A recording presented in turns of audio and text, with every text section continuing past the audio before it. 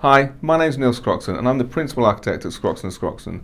Welcome to our channel that discusses how you can work with an architect and a builder to build your dream home. If you enjoy the content that we've created today, please like this video and subscribe for more similar content coming over the next few months.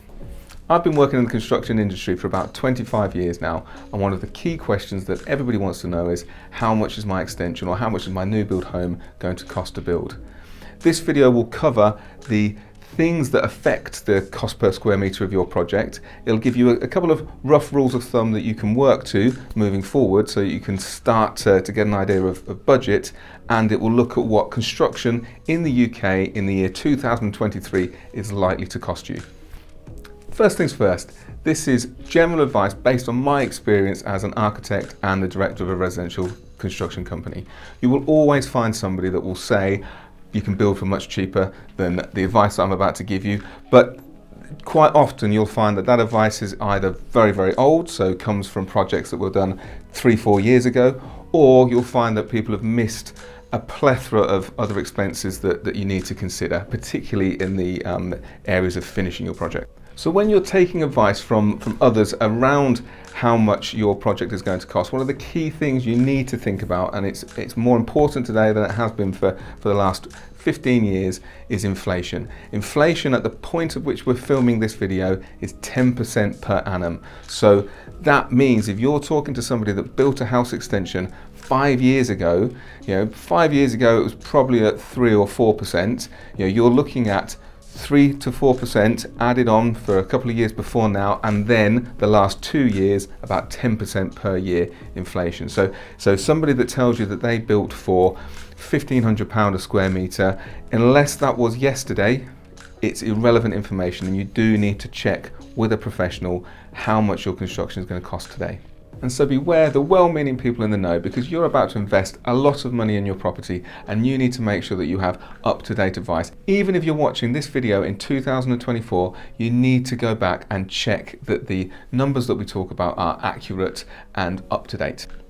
This video is for people that do not have an in-depth knowledge of the construction industry and are not planning on self-managing a project. I'll give an honest appraisal of what goes into construction and different ways in which you can buy construction, different procurement routes that you might go down. And at the end of the video, I'll explain to you why Scroxton Scroxton are different so that we can help you make the right decision for your project and how you want to move forward. So first things first, let's look at what goes into your construction budget and what influences the overall price of your construction. Now, there are 6 main elements to any construction budget.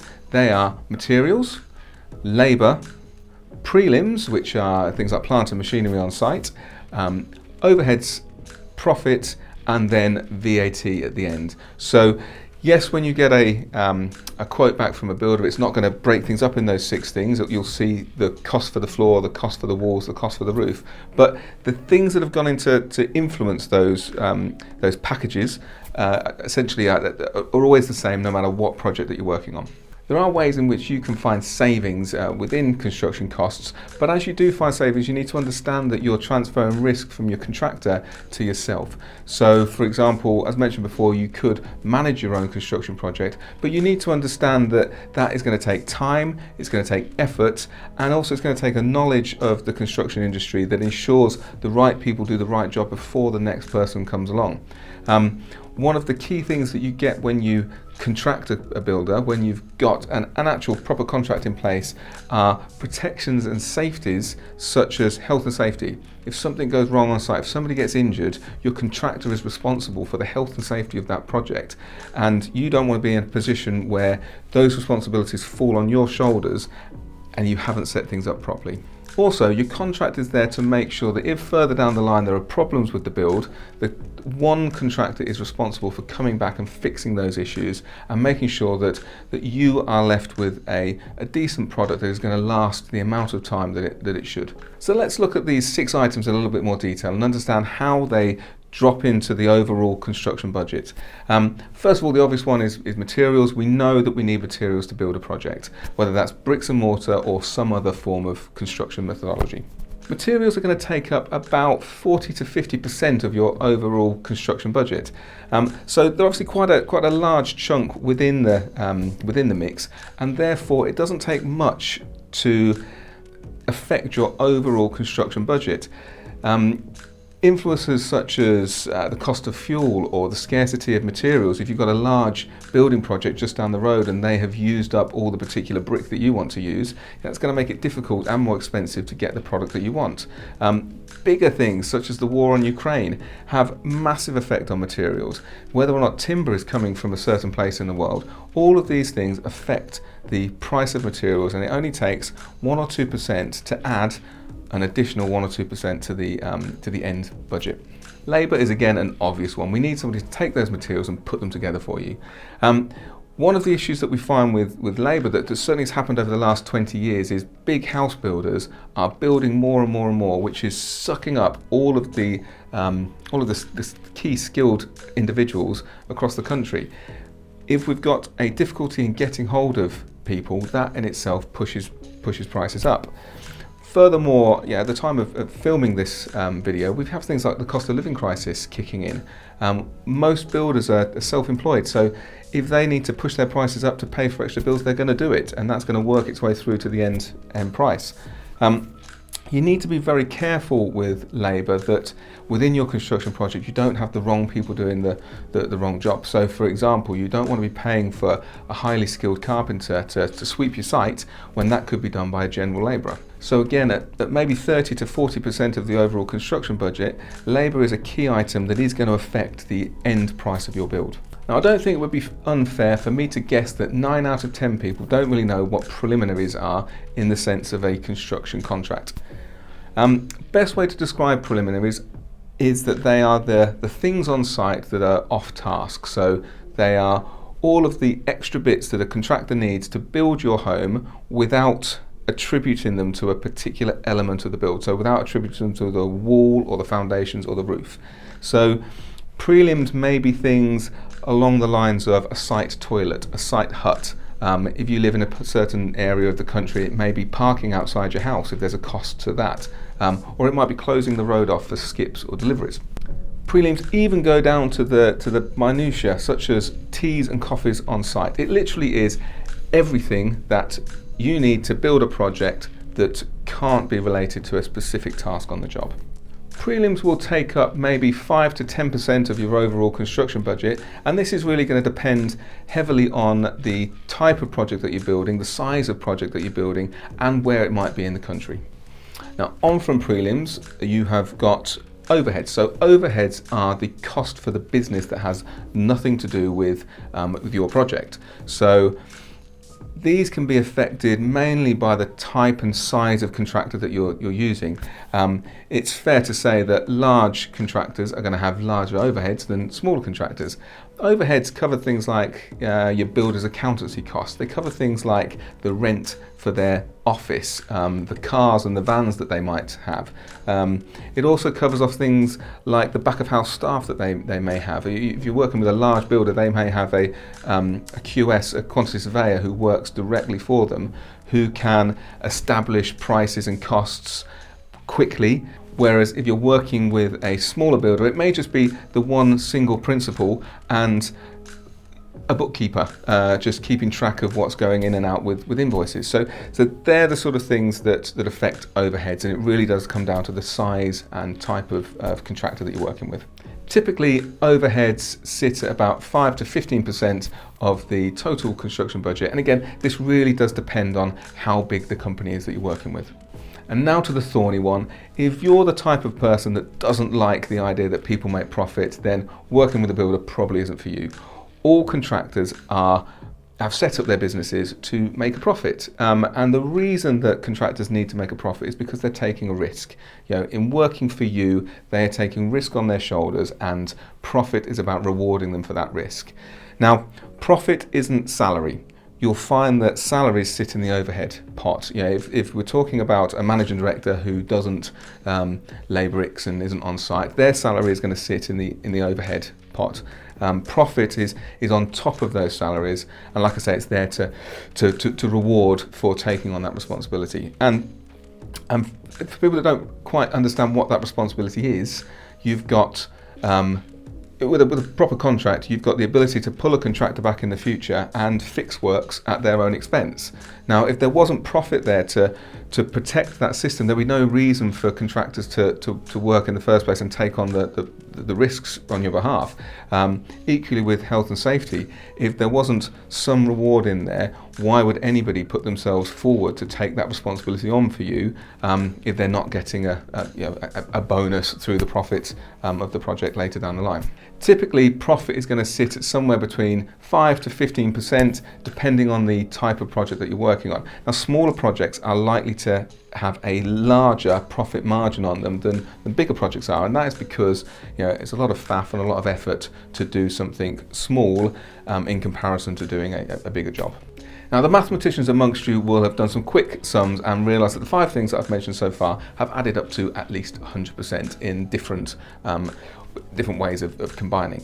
And I haven't touched VAT yet. And the reason that I haven't put VAT in the 100% is because most contractors do not put VAT in their quotes. They always put it as an extra line at the end, or don't talk about it at all and assume that you understand that VAT is always added on to the end of the bill.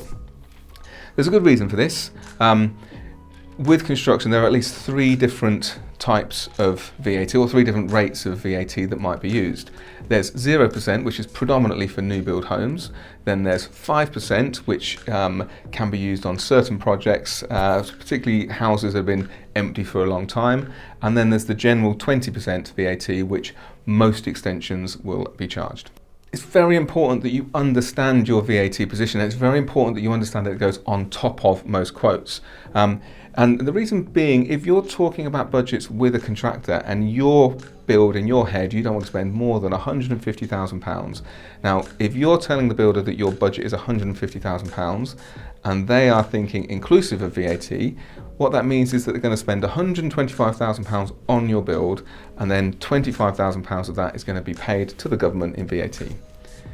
Now, if their quote doesn't include VAT and it comes in at £150,000, that means that the overall project is going to cost £180,000. So that's £150,000 spent on your construction and then £30,000 on top for VAT to the government. Right, we've spoken about quite a lot, but we still haven't given you a figure that you can start to budget per square metre for your project moving forward. And this is because, in reality, actually nobody can give you a fixed figure that you can work with. Until you've had your project designed and until you know exactly what's going on with the materials and the conditions on site, there just is no fixed figure that is going to allow you at this stage to say, yep, my project's going to cost X amount of money and I'm going to hang my hat on that. But what we can do, however, is we can give you some ranges to work within at this early stage so that you can at least start to plan for your construction cost.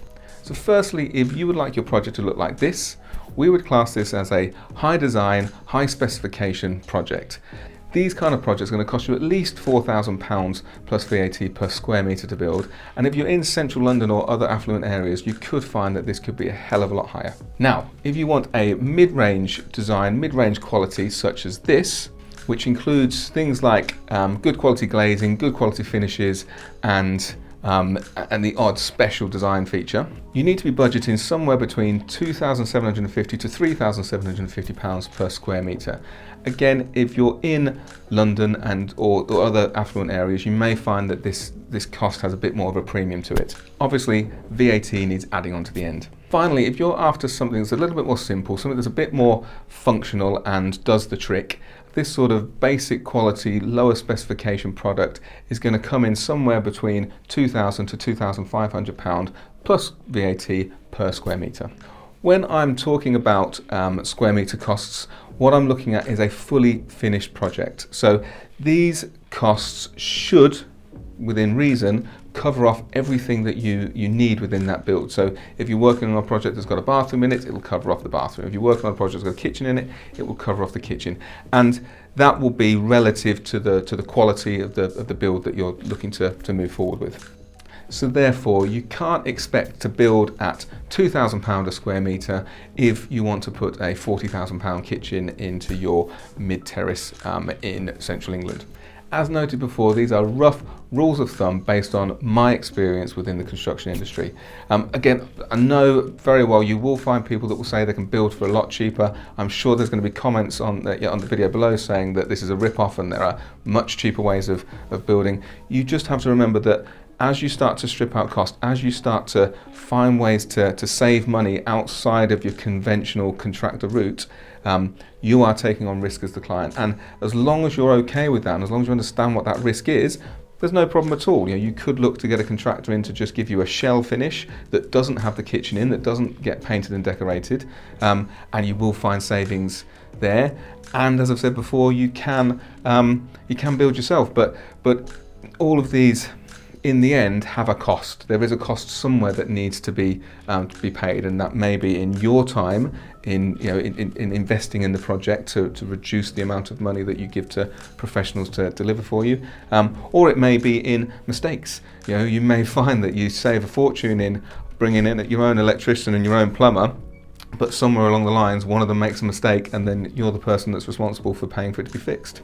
And I must just stress, these prices are for 2023. If it is 2026 and you're watching this video, it's definitely going to be different. So drop us a line and we will give you an update if we haven't already made a new video.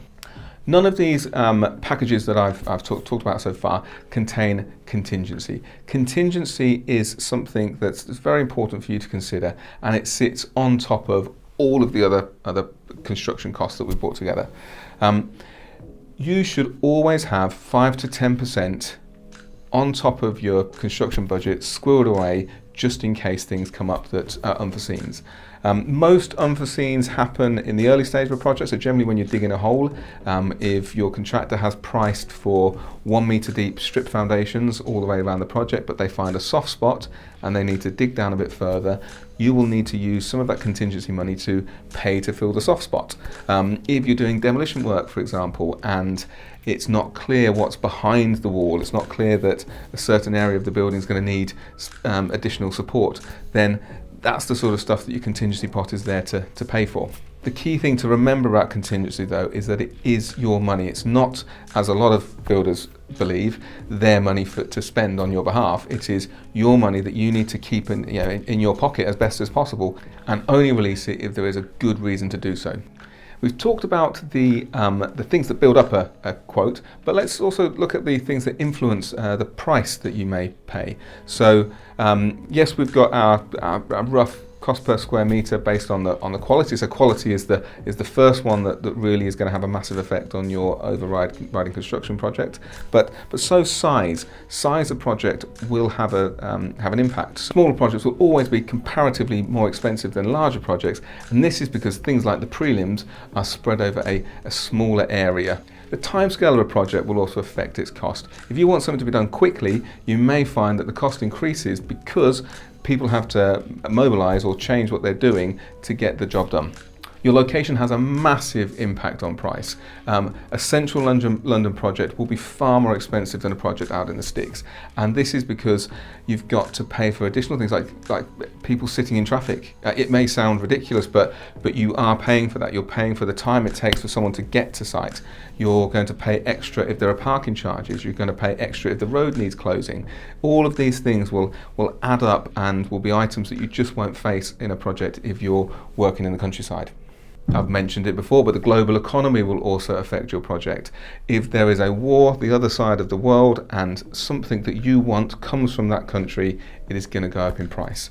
If there is a pandemic and the brick manufacturers decide to close the factory down for a few months, thus starving the construction industry of a particular type of brick, and you need that type of brick, your project will go up in cost. I remember one particular time where we had to queue up for plaster, and we were rationed for bags of plaster because the pandemic had forced a particular factory to close down, and when they reopened there just wasn't enough plaster in bags to go on the walls.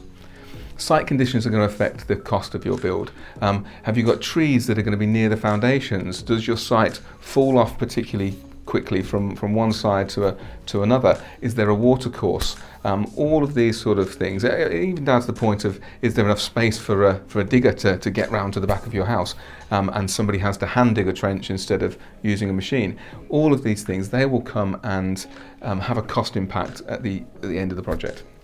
And unfortunately, the list goes on. There are many, many things that affect the overall price. And this is why I said a bit earlier on, nobody can tell you how much your construction project is going to cost until they've done the drawings and they've worked through those costs with you to establish quality, timescale, issues on site, and what's going on with materials in the global economy. I did mention that there were different ways of buying construction. So we call these procurement routes. It's generally not something that gets discussed because more often than not, your contractor will come to you with a contract and you will accept that that is the way that you're moving forward. But it's worthwhile noting that there are three main types of procurement. I won't go into too much depth about them because you could have a whole video, and maybe we will do a whole video on the differences between the three. But they are the traditional route, a design and build route, and a management route. So I won't go into too much detail about these different types of procurement route in this video because I could talk for ages, but fundamentally the reason that you would pick one or the other depends on how much control you want on site, how much control you want over your budget, and how much control you want over the quality.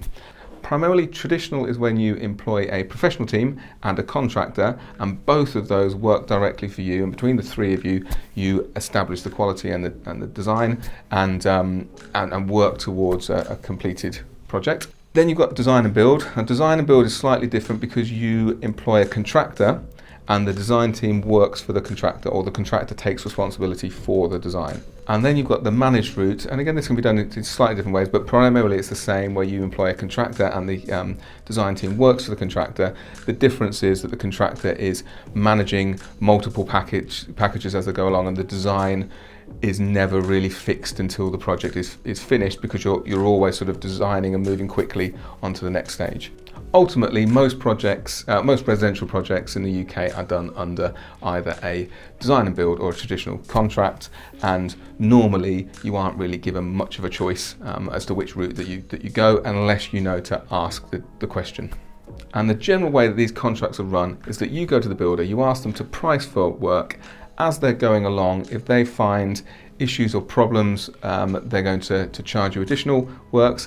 If they find savings, they're generally not contractually obliged to give you those savings unless they specifically are not building part of the contract that you asked them to do in the first place. So this is where at Scroxton and Scroxton we are slightly different. So we do work under a design and build contract, but because our design is led by the architects, we don't have the issue of the contractor pulling the design along. It is a holistic approach that we take to make sure that the quality of the scheme that we develop together is what makes it onto the site. By having the contractor involved at an early stage, we can be quite accurate in costing, and by keeping the architect involved all the way to the end, you can make sure that you're getting what you want.